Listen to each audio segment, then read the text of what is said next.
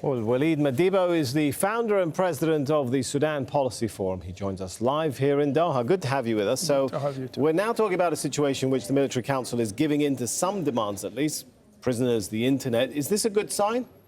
I don't know that they have given in to any of the demands because, I mean, if you think of... They're not releasing prisoners and restoring internet? They are doing it on objective criteria, just pick and choose. So I think they haven't given in to any of the demands of the regional mediators. I mean, internet connectivity, of course, releasing some of the opposition leaders and investigating the crackdown on the sitting protesters, the massacre, itself wasn't investigated. So I don't know that they have given in to any of the demands. They're just buying time.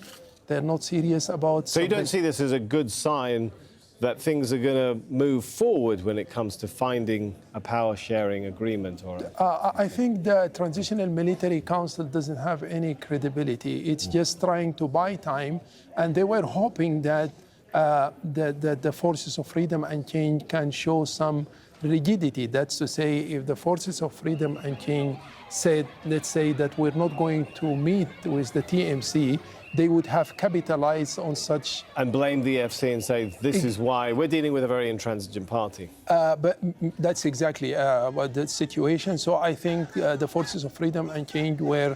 So what move can the EFC do now to counter that?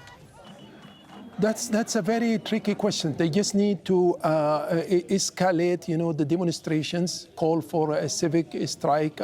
I think they don't have any alternative. Should they choose to go ahead and make an unprincipled agreement with the Transitional Military Council, I think that the public is going to pull the rug from under their feet. They will lose their legitimacy.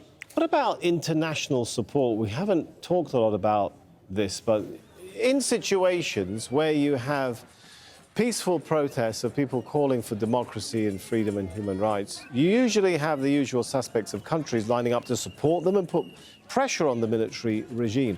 What's happening here this time? I think the Canadian government has been very supportive. In 5 days, the African Union is just going to make an evaluation of the situation, and should they come to an agreement that nothing has moved forward, they're going to have more sanctions. The Europeans are making very strong statements, the Americans. But I think more importantly this is the will of the Sudanese people themselves. The economy is another factor. I don't think that the regime could go on depending on some donations that it receives from Emirates or Saudi Arabia. You have to restructure the economy. In order to do that, you have to reach for a political settlement, and that you can do without making any serious transformation to a democratic civilian rule. Thanks so much. Always good to get your thoughts, Walid. Thank you. Thank you.